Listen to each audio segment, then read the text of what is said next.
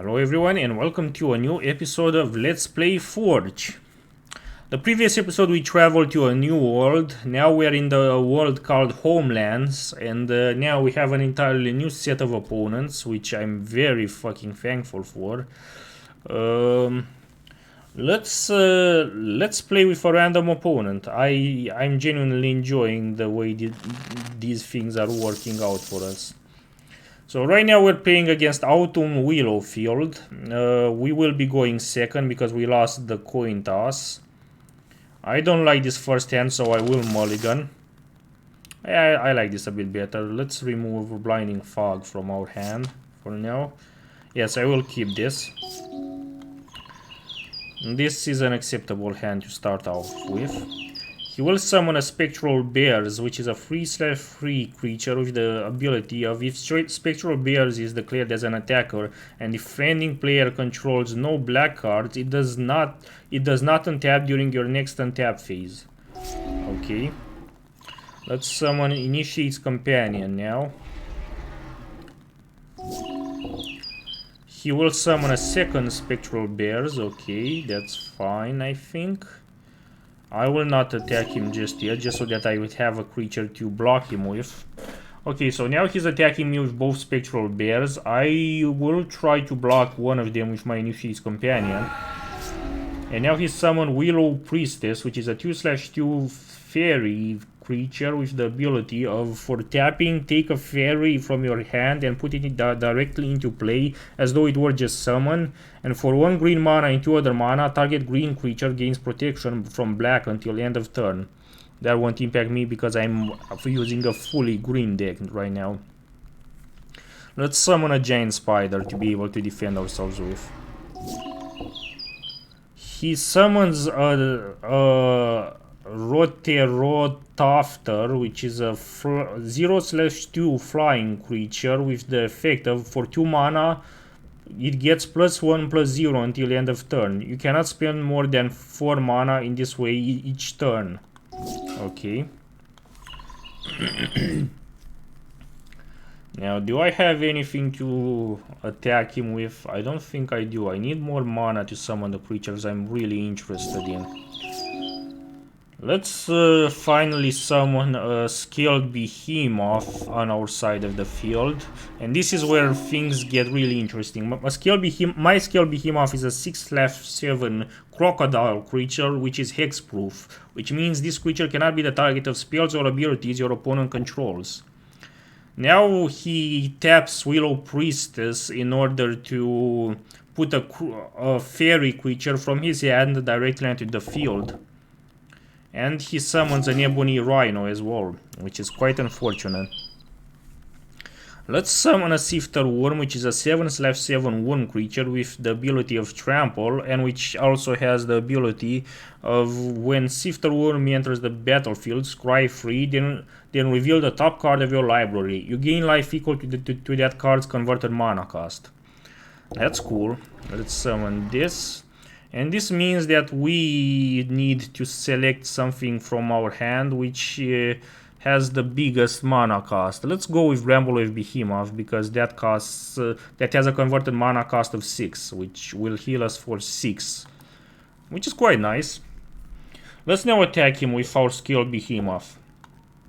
He will block me with both Spectral Bears and Ebony Rhino. I will prioritize attacking his Ebony Rhino rather than his Spectral Bears, but this will actually kill my Scaled Behemoth, sadly, which is quite unfortunate. But I also killed his Spectral Bears. He summons a Hungry Mist, which is a 6/2 mist creature with the ability of, during your upkeep, pay 2 green mana or bury Hungry Mists. Okay, let's summon Bramblewave Behemoth now. And now let's attack him with our Sifter Worm to do severe damage to him. This is quite nice. Let's summon a Colossal Dreadmaw now, which is a 6/6 dinosaur creature with Trample. And yeah, let's just attack him with Sifter Worm and with Bramblewave Behemoth. He will block me with his creatures. It doesn't really matter which one he blocks me with. I will still do a lot of damage to him. I did enough damage to bring him down to only 4 life, which is pretty bad for him. Let's summon a Query Howler. Sure, why not? And now let's use Ambuscade to have our Query Howler destroy his Willow Fairy because it's got flying, and I don't like that. Now let's just Alpha Strike him and get this over with. He won't survive it. So we won. We removed an Unhava Constable from his hand, which is quite nice. And yeah, this was quite easy. Now let's go for the second duel. We're going second because we won the previous duel. I kept my hand even though I probably shouldn't have, but oh well, that's... I rushed through it even though I shouldn't have, but it's fine. Now we have a thriving Rhino, so that's an acceptable deal. Let's yeah,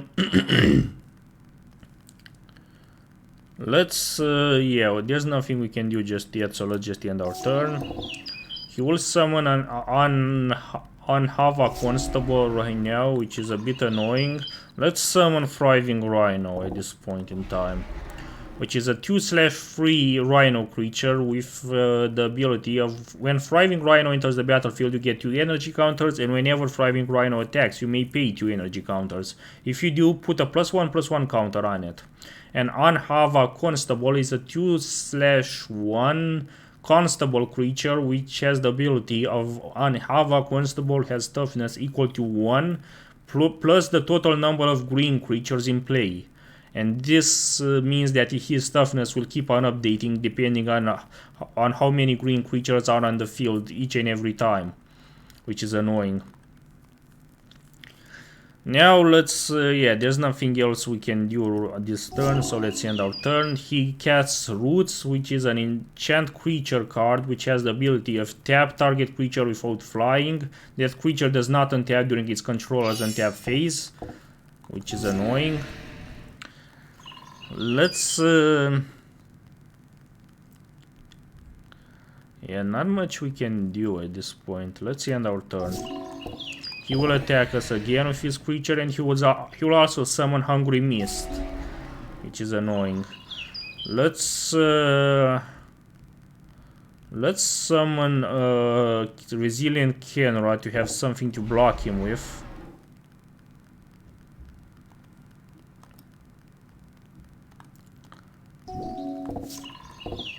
He will attack me with both of his creatures. I will block his Hungry Mist with my Resilient Kenra, even though this will mean that my Resilient Kenra will die in the process. But there's nothing I can do about that. Let's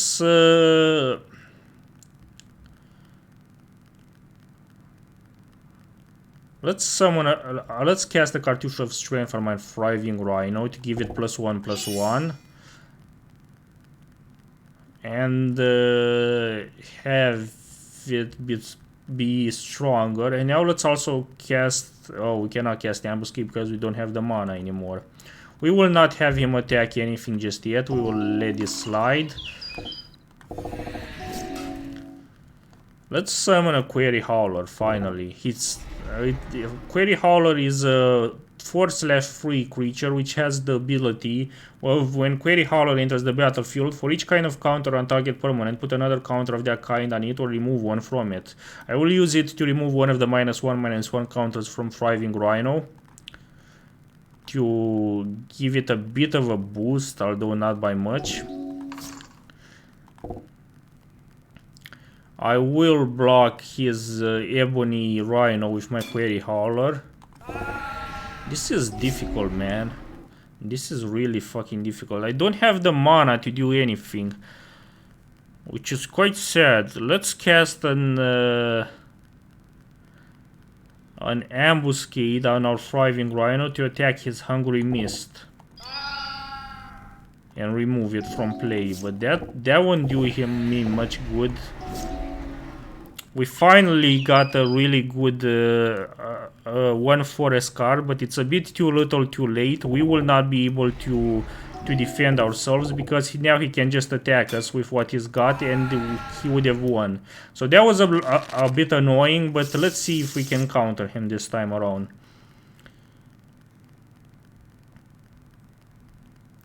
I really don't like this starting hand. Let's mulligan.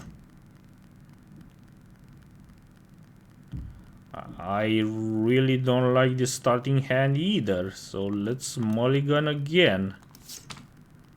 Or wait.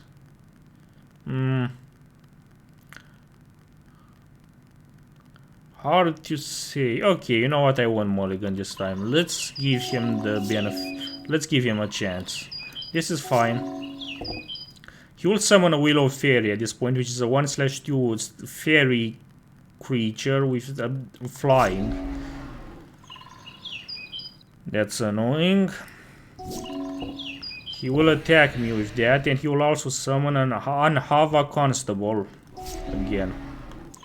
Let's summon a giant spider to be able to block him. He will summon roots, which is annoying to have my giant spider always be tapped. Once again, and I really hate that.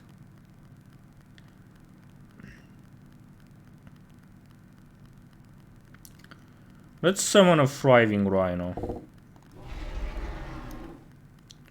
And I will not attack him with anything.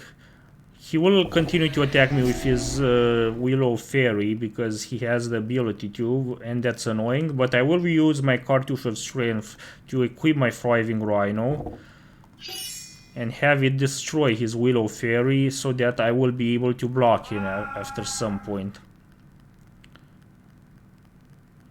Which is the best kind of effect. Let's Alpha Strike him and also give him its ability to strike him. That's quite cool.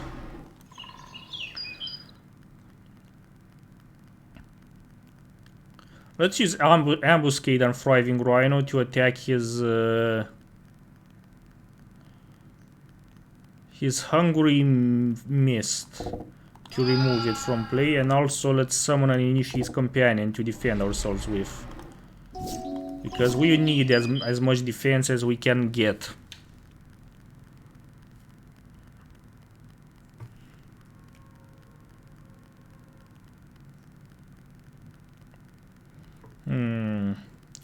Let's think about this. Let's summon a Query Hauler and have him put another +1/+1 counter on Thriving Rhino. That's much better. And now with this I can have him attack my opponent. He will try to block me, but he will not have the damage necessary to stop me. He summons another Noble Fairy though, which is annoying. But now we finally have the... oh no, we do not have the mana to summon either Greater Sandworm nor Sifter Worm. That's annoying.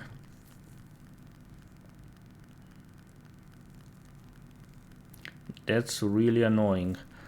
You know what, let's just Alpha Strike him.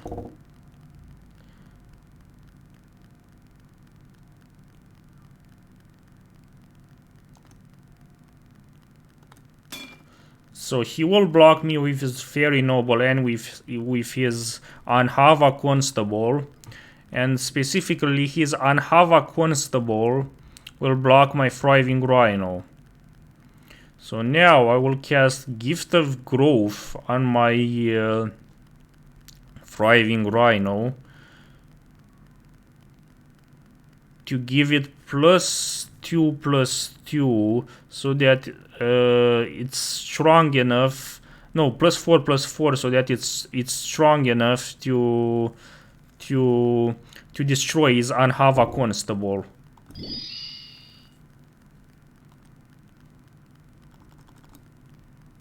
So this will destroy his Anhava Constable and also kind of clear out the field for me, so that I may be able to attack him in the future again. And now I can just Alpha Strike him, and now he's in a really bad position. He will not be able to defend himself. He summons another Anhava Constable though, which is annoying. Let's give my Thriving Rhino even more attack, and let's have him Alpha Strike him. He's only at 1 life. He is fucked. He summons another Fairy Noble, but that won't do him much good. Let's summon a Greater Sandworm, and this is just over. We just destroyed him. We won once again. Fucking finally. This took us a bit, but we finally won, and we got a Willow Priestess from him, as well as some nice other cards from the Homelands booster pack, which I'm very thankful for. So that was nice. Anyways, that's it for today's video. Thank you very much for watching. This has been a pleasure to record. If you want to get in touch with me, I have a Mastodon account as well as a Matrix room, details of which you can find in the description of this video. And in the meantime, thank you very much for watching, and see you next time.